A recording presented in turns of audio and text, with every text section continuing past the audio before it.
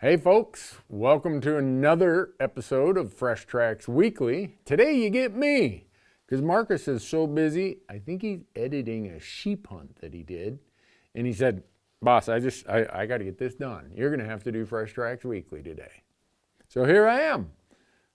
We're going to take a little bit of news, mostly legislative stuff, because pretty much all the legislatures of the entire country are in session. So there's lots to report on. And then we're going to do part 4 of the Deeper Dive series, or a deeper dive on our series about public lands, federal lands, the Utah request that the state land boards take them over. And today it's going to talk a lot about what you as recreational shooters stand to lose. But before we get to that, let's look at a few things that have come across my news feed. I just got back from a bunch of road trips. Washington was one of them. We'll get to that in a second. But Colorado has a bunch of gun bills coming out. Probably one of them that just instantly popped up. It's Senate Bill 25-3 or 003. If you own a semi-automatic firearm in Colorado, or you plan on going there with a semi-automatic firearm, this bill would have a serious impact on you. And I'm talking about your shotgun, your rifle, your handgun, and then they got a bunch of other crazy bills going on in Colorado related to gun issues. And not to be outdone, the Washington legislature said, well, if Colorado's got 4 or 5 of these, we need about 6 or 8 of them. So Washington, they've got a whole bunch of them that are making their way through their state legislature and making it harder and more expensive to purchase and own a firearm. They're also going after ammunition sales, how many rounds of ammunition you can buy at one time. I'm not going to list all of these, but I want you to know that this is what's happening in a lot of legislatures. It might be happening in your legislature. Now, if you live in Colorado or you live in Washington, you should be dialed in with one of your state affiliate groups or the National Shooting Sports Foundation, because they will keep on top of that for you. I'm stunned at some of the stuff that these legislators come up with. If you want to see one that really will make you laugh or cry, one or the other, the Wyoming legislature last week got together and said, you know, our friends down in Utah, they're drinking some pretty good Kool-Aid. What do you say that we pass a resolution that we should take over all the federal lands in Wyoming other than Yellowstone Park? Okay, whatever, Wyoming. A resolution, huh? It's not a bill, it's a resolution. I call that virtue signaling. That's how legislators, the crazies, virtue signal. They pass a resolution because it doesn't do anything other than lets them throw their sucker in the dirt and stomp their feet and whine and complain. And in Wyoming, we're talking about the same state that won't let you camp on their state trust lands, even if you're hunting. So if you're going to go hunt the Wyoming Range, the Thoroughfare, or wherever in Wyoming, you're not camping while you're hunting. And now this same group of people want to take over 30 million acres of federal land. I wish Wyoming would get lawyered up. You know, if you guys are so sure that it's unconstitutional, you ought to go get lawyered up and blow all your taxpayer money going to court on this. And you'd get your butt handed to you the same way Nevada did back in the 80s, and the same way Utah's got their butt handed to them 3 or 4 times. I don't know. The courts keep rejecting this idea, but it drums up support. It sounds good down at the bar or the coffee shop. So we get these, I call them pocketbook constitutionalists, who think that they know the Constitution better than the Supreme Court or the federal courts.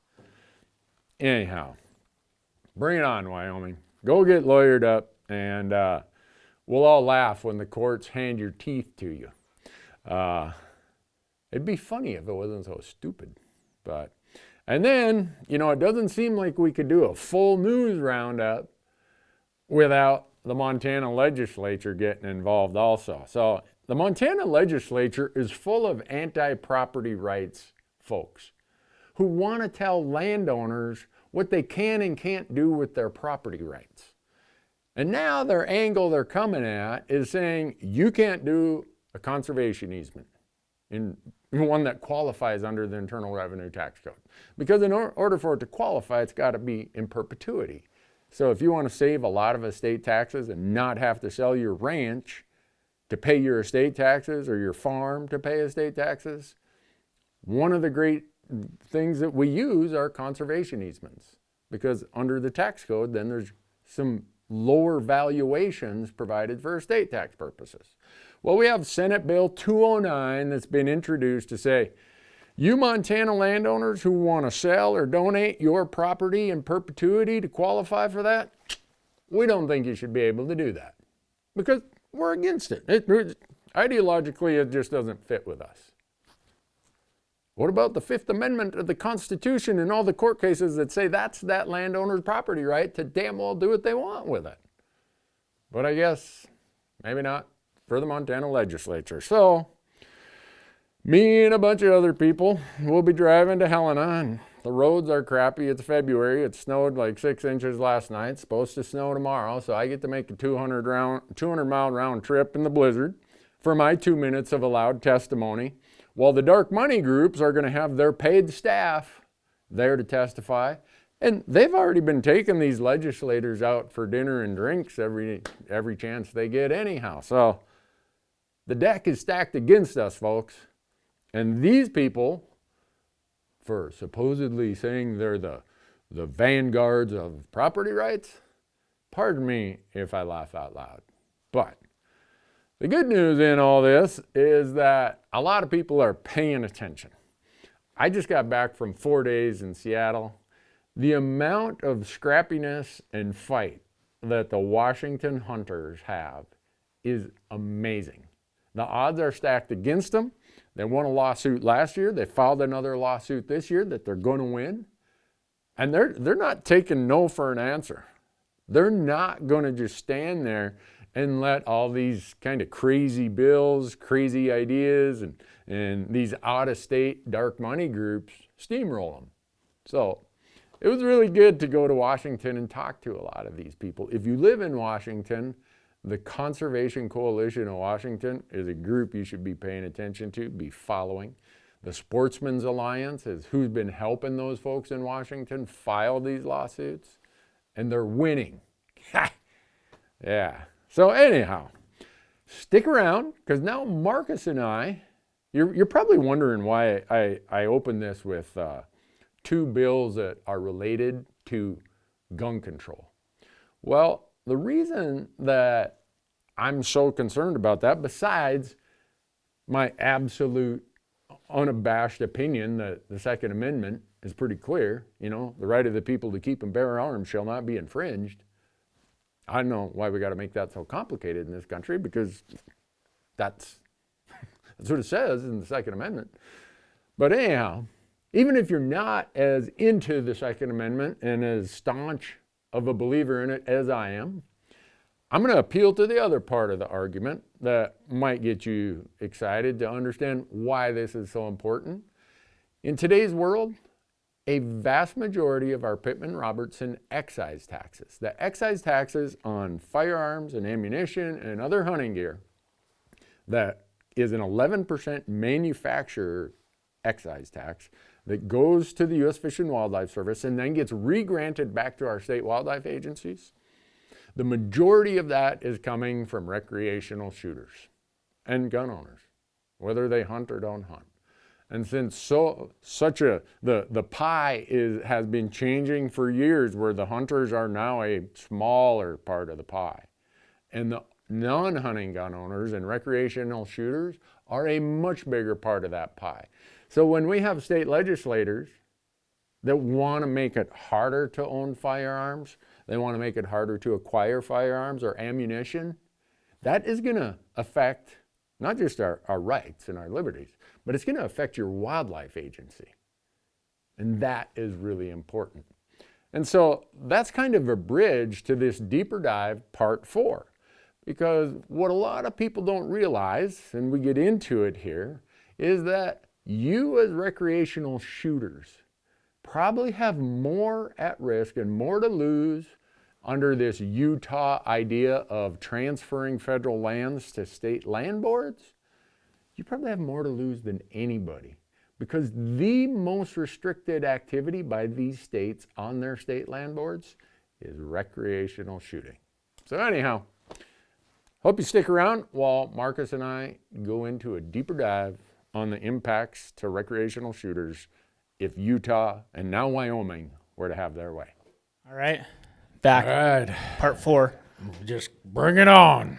We're here to kick some butts and take some names here when it comes to this stuff. Yeah, so we're in this one, we're going to talk about some issues with related to recreational shooting on federal land and state land, and kind of some, we've alluded to this in the first episode, but right now on a lot of federal land, BLM in particular, and pretty much all Forest Service too, close to towns, there's some rules where you cannot recreational shoot, but largely the big tracts of federal land are open to recreational shooting. Right. That's great. Right. I'm on board with that. Yeah. Be responsible, clean up after yourself, and let's keep it that way. But on state lands in quite a few states, Yeah. A lot of states. cannot recreational shoot whatsoever. Right. So It's off limits completely. right. So And well, I guess to back up, if you missed the state land episode, we talked about how in some state lands you literally can't set foot on it. Some you can't camp on. Some you can't recreate, or just certain recreation. Some is leased out for hunting. But recreational shooting in particular is prohibited on a significant chunk of state land. State trust lands, Yes, held by the state land boards. Yes, that is the case. And so often we focus on the hunt through the lens of hunting. Yeah. Because access is so important to that. And federal lands provide so much access. Yeah. As someone who loves to shoot, I love the smell of gunpowder. And you and I both, I don't know how many firearms you and I have and how much ammo we have, but it's... Oh, wait. Or no, I think I'm supposed to say I lost all that in a boating accident. There you go. No. Yeah. But even if you aren't into shooting as much as you and I are, or maybe some of the audience is, recreational shooting is now funding the overwhelming large portion of the Pittman-Robertson fund. That is the excise tax on firearms and ammunition. Right, which we as hunters love to rally behind, me included, because it's a huge funding mechanism for wildlife conservation. It's an awesome program. Hunting gear and shooting equipment, firearms and ammunition in particular. Mm-hmm. But when you look at the numbers, the vast majority come from recreational the shooting aspect. Not a lot of hunters buy 15 or maybe go through 5 to 15 rounds a year, whereas recreational shooters will go through that in 3 seconds. Yeah. So having places for people to go and recreational shoot is high on my list. Mm-hmm. Really high. And I belong to a great range here outside of Bozeman, and I'm happy to have that because there's a lot of features there that I pay for, ranges and, courses and stuff. But there's still a ton of shooting that goes on out on the federal lands. So if we go back to the premise that we talked about in episodes 1 and 2 about how these groups want to privatize federal lands by giving them to state land boards. If we assume that the state land boards weren't going to sell them, like history says they are, but let's assume for a minute they're not, what does that mean for recreational shooters? And I don't think there's a group that is going to lose more acreage to their activity than recreational shooters. Yeah, no, I mean, when you look at the rules on the current state land boards websites, let's go through it. I mean, what is... Arizona. 28 million acres of federal land, that most of that federal land right now is open to recreational shooting.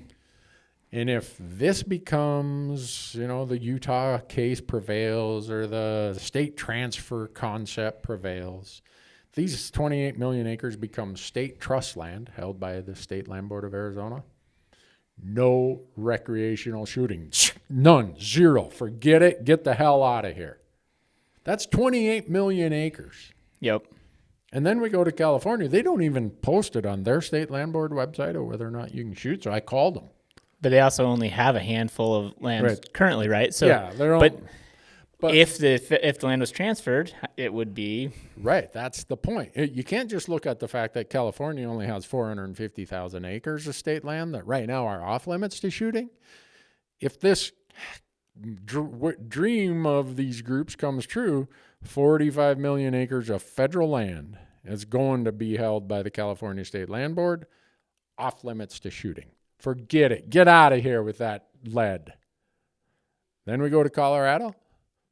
Right now, there's 24 million acres of federal land in Colorado that if it becomes the property of the Colorado State Land Board, and whether they sell it or don't sell it, if they sell it, you and I aren't going shooting there.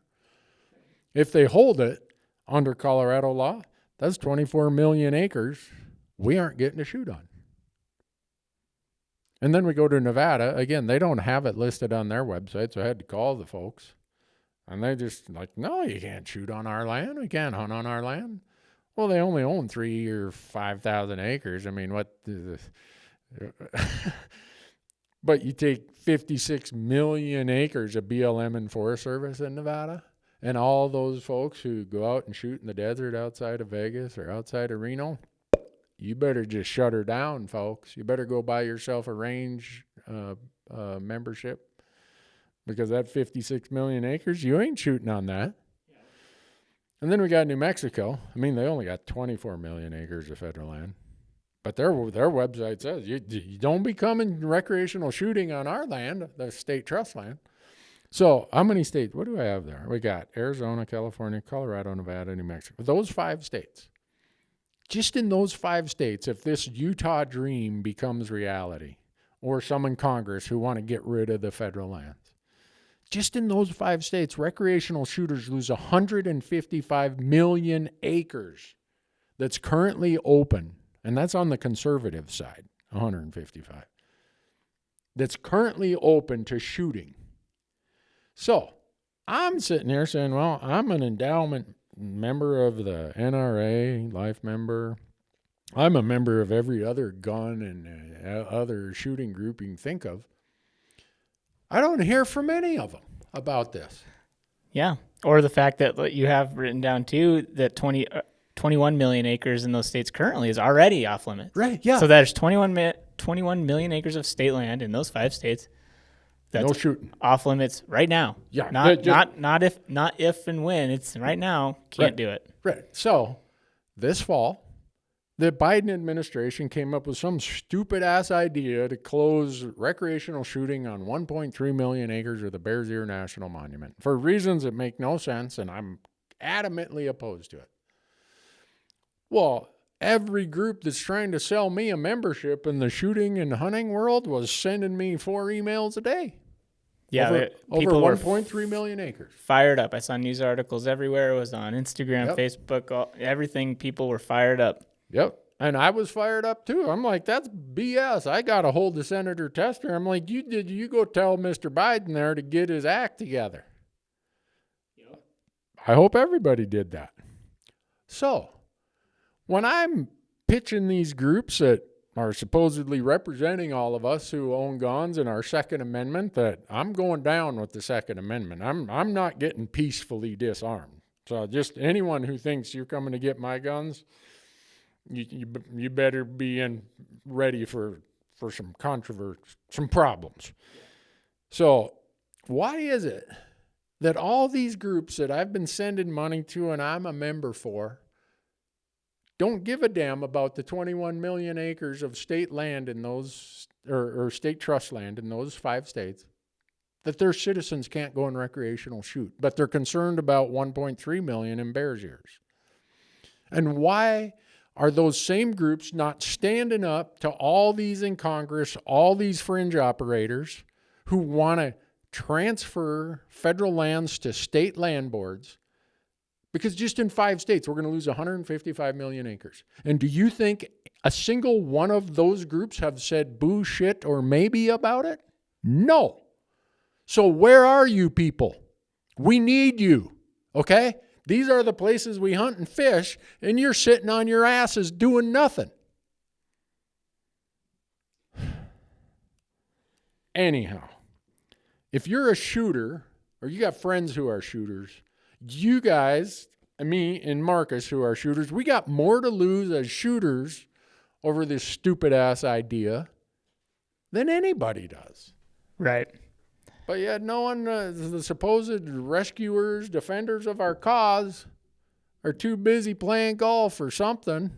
I don't know what the hell. Maybe they're out shopping. Yeah, and that's the conundrum of the issue is you have these groups that obviously have their political allies that they're going to stay on that side. They're just, and it's tough because they have other ideals like gun rights and there's all these pushes to try to ban certain weapons and I get it. We can fight all that. Let's fight all that too. Right, but it's just like it becomes, or you just get in a bin down one avenue and it's like, hold on, well, I can care about this, but I can also care about this other topic in a different way. It's like, it's like we have to follow these groups of ideas, and it's like, oh, I can't think differently about. It's like I have to follow the entire Republican Party platform line by line, or not at all. And it's just like, no, that's BS.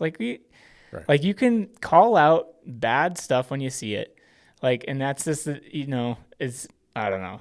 And we're going to get into that a lot more in the final episode. Right. We're going to talk about this a lot more. But, yeah, the recreational shooting example it illustrates a really important point. Yeah. The fact that they're quiet on, potentially losing 155 million acres. Well, not more than that, right? That's way more. That's 5 states. That's 5 states. Yeah. So it's this the numbers we're talking about are hard to fathom. Mm-hmm. Yeah. And it's, So in 2 weeks, I'm going to be at the SHOT Show. SHOT Show stands for Shooting, Hunting, and Outdoor Trade Show. And the attorney generals who have signed on with Utah, some of them are going to be there. And I hope I bump into some of them. I'm going to say, you get your ass up there on the second floor, and all these companies who help raise these excise taxes, selling hunting and shooting product, you go tell them that you want to have their customers have a lot less land to shoot on. You go do that right now, and I'm going to see if you come out of there with all your teeth. But they aren't going to do that. They're too chicken shit. And there's going to be a bunch of congressional people walking around there acting like they know what they're doing. Half the Utah delegation's going to be there.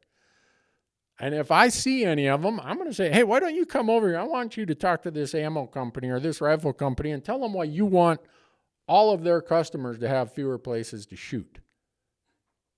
But they're going to run and hide. And there's a reason why I can't ever get any of these politicians on my podcast or on my other platforms, because they know I'm going to ask them that question.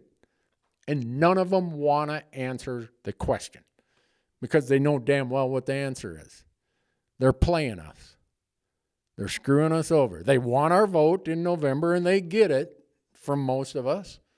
But when it comes time to stand up for something that they say they're supposedly supporting, shooting, they're nowhere to be seen. If anything, they're working behind the scenes to screw us over.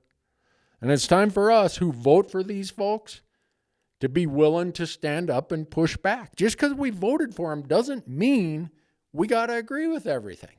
Yeah. We should hold them accountable. And if they're going to listen to anyone, they're going to listen to those of us who vote for them, I hope. But, yeah. Well, good thing I didn't drink coffee this afternoon. Do you got anything else on recreational shooting and how that is going to be impacted? Or should we save the continuing part of this discussion for next week? Let's save it for next week. I want to leave everybody with some optimism. And right now I'm a little bit too pissed off to be real optimistic. I'm going to look for a Congress guy out here that I can throw a snowball at or something. All right. Just kidding. Sounds good. We'll be back with the fifth and final episode next week. Kind of trying to wrap all of this up and put a bow on it.